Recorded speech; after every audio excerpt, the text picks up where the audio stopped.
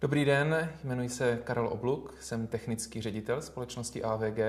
Jako takový mám zodpovědnost za produktovou řadu, za produkty a za všechny nové technologie.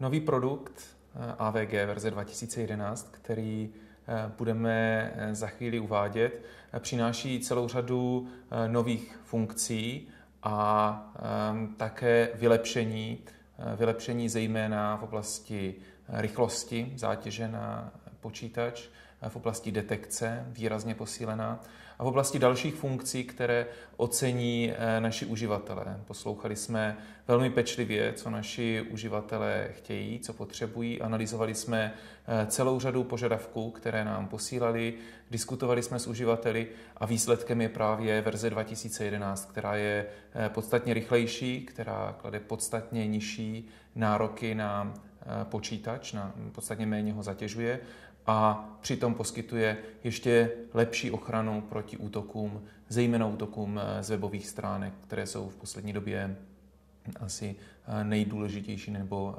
převažují. Jaké jsou nejpodstatnější novinky? Těch je celá řada. Vylepšení snad ještě víc, je přes 200 různých vylepšení a novinek v tom produktu oproti předchozí verzi 9, která sama o sobě byla velmi dobrá, získala celou řadu ocenění, ale ve verzi 2011 jsme přinesli ještě nové funkce. Zaměřili jsme se na rychlost, testování počítače nyní většina uživatelů téměř nepostřehne. Přinesli jsme výrazné zlepšení, další zlepšení detekčních schopností zavedením systému sledování chování podezřelých aplikací, takže jsme schopni opravdu ochránit uživatele před těmi útoky, které jsou úplně nejnovější, které přicházejí z internetu ještě dříve, než v podstatě mají naše virové laboratoře čas takové útoky analyzovat. Ty nové technologie chrání uživatele prakticky v okamžiku, kdy se nová hrozba objeví. A potom jsme přinesli některé další zajímavé funkce. Zaměřili jsme se na podporu sociálních sítí, Facebook, MySpace a podobné, tak, abychom zlepšili bezpečnost na nich.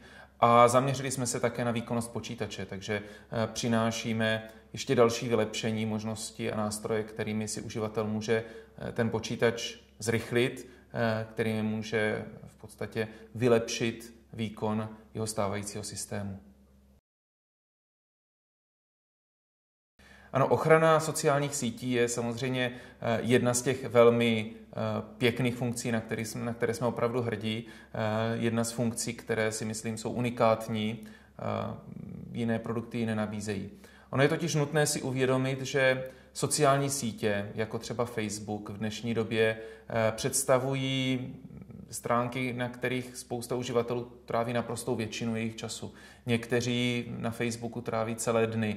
A právě tahle oblast, která je ukryta virovým laboratořím při prohledávání webu, protože je samozřejmě skryta za uživatelským přihlášením, tak tahle ta oblast může přinášet taky obrovská nebezpečí. Uživatelé mají tendenci důvěřovat těm stránkám. Přece jenom je to webová stránka, na které jsou většinu dne, baví se tam se svými přáteli a tedy důvěřují všemu, co přichází z Facebooku, všemu, co přichází od jejich přátel a potom, pokud jsou to podvodné zprávy, pokud jsou to nějaké útoky, falešné aplikace, tak velmi snadno takto uživatelé právě upadnou do té pasti nebo naletí těm podvodným aplikacím a jsou v nebezpečí. A my jsme se tedy zaměřili na ochranu nejenom pomocí té nyní již pro nás tradiční technologie Link Scanner, která chrání proti exploitu. My jsme to rozšířili trochu, to použití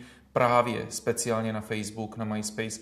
Takže nyní i uživatelé, kteří používají Facebook, mají velmi pohodlnou kontrolu přímo na stránkách Facebooku jednotlivých odkazů, jednotlivých zpráv a mohou se tak mnohem bezpečněji pohybovat i na těchto stránkách, i v prostředí sociálních sítí. Myslím si, že je to opravdu moc pěkná vlastnost a že zaujme hodně uživatelů. Smart scanning je vlastnost, anglický název pro jakési inteligentní prohledávání, optimalizaci toho testování systému. My jsme v podstatě něco trošičku podobného předchůdce zavedli již ve verzi 9, ale nyní pro verzi 2011 jsme to zásadně rozšířili, přepracovali a v podstatě se dá mluvit o úplně nové vlastnosti, úplně novém rozměru tady té funkce. Díky této nové vlastnosti my jsme schopni otestovat počítač za několik málo minut. Soustředíme se na to, aby AVG netestovalo ty soubory, které není potřeba testovat, protože jsme přesvědčeni, že tímhletím způsobem právě minimalizujeme zátěž na systém.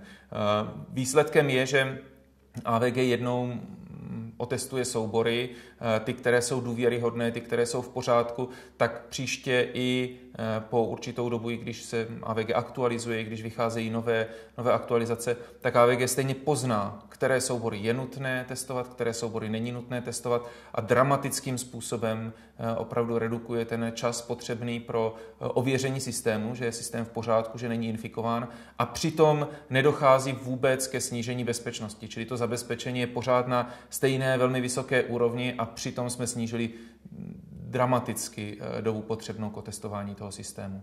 Já si myslím, odezva některých uživatelů z beta testování je taková, že dokonce nechtěli věřit, že to testování systému trvá tak krátkou dobu. Ptali se nás, opravdu to otestovalo celý systém a byli tím skutečně nadšení. Takže já jsem přesvědčen, že se to bude uživatelům opravdu líbit.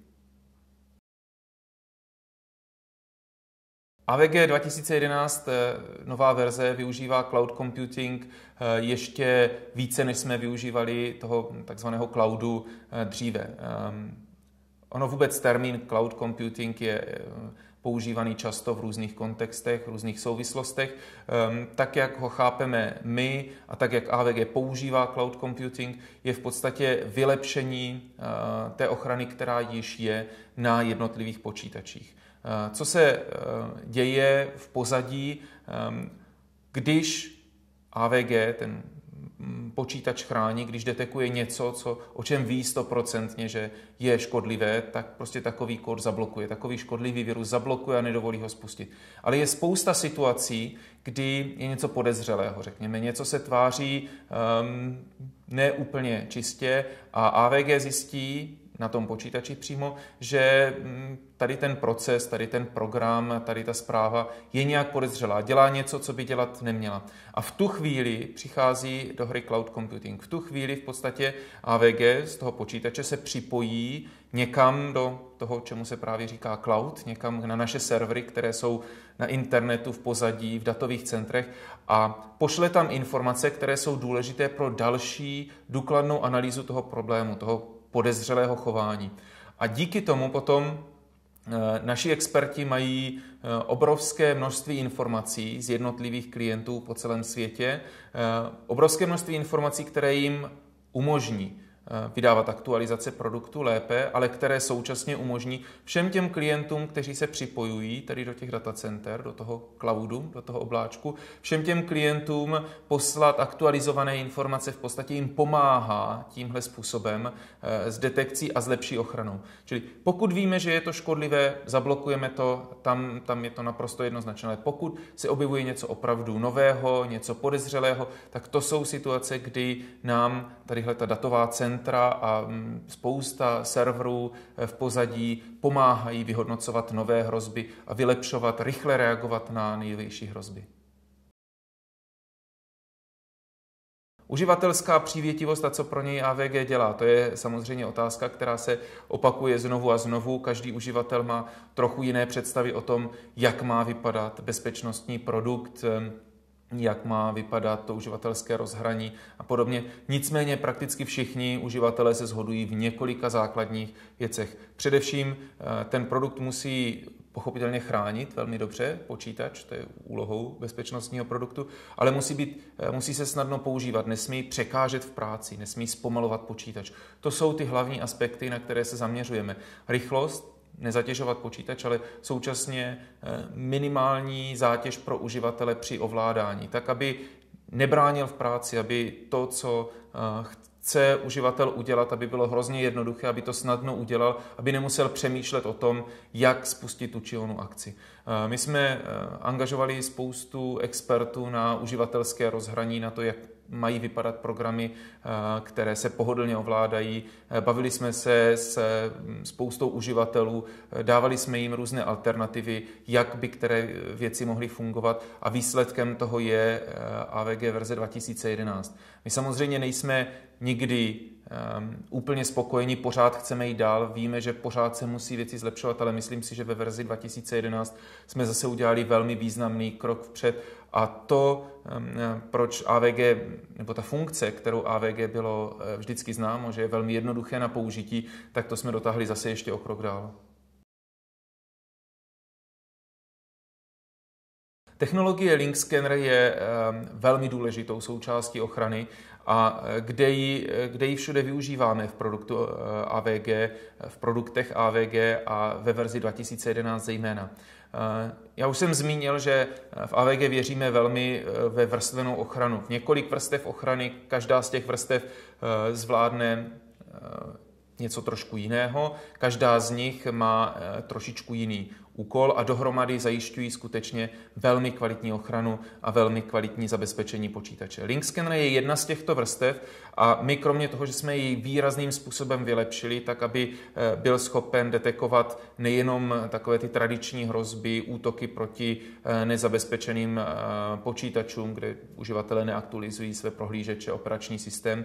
My jsme rozšířili tu ochranu výrazně tak, aby ještě lépe byla schopna detekovat falešné antivirové produkty, falešné anti-spyware produkty, ale současně jsme rozšířili Link Scanner i na použití na sociálních sítích. To znamená právě podpora sítí jako Facebook, MySpace využívá technologie Link Scanner a kombinuje tu ochranu zase ještě v další vrstvě, tak aby to bylo pro uživatele na jedné straně jednodušší a díky tomu, aby tu technologii spíš použili, aby skutečně byli lépe zabezpečeni proti hrozbám, které na dnešním současném internetu číhají.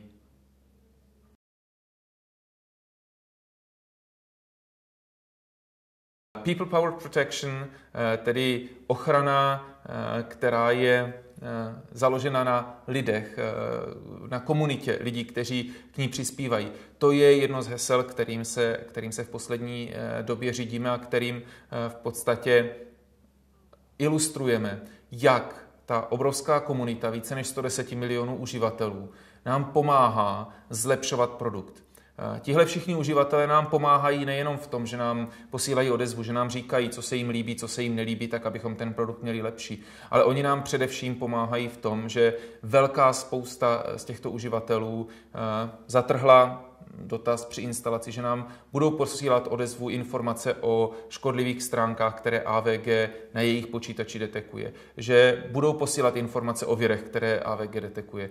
Pomáhají nám tím, že jsou zapojeni do těch cloud systémů, že jejich počítač komunikuje s našimi cloud systémy o těch podezřelých aktivitách. A díky tomu, že máme 110 milionů uživatelů po skutečně celém světě, v Asii, v Evropě, ve Spojených státech, opravdu všude, tak získáváme obrovské množství informací, které nám umožňují mnohem lépe bojovat s novými hrozbami, mnohem lépe reagovat a rychleji reagovat na nové hrozby, které ti útočníci přinášejí, které se snaží instalovat na webové stránky, kterými se snaží útočit na počítače.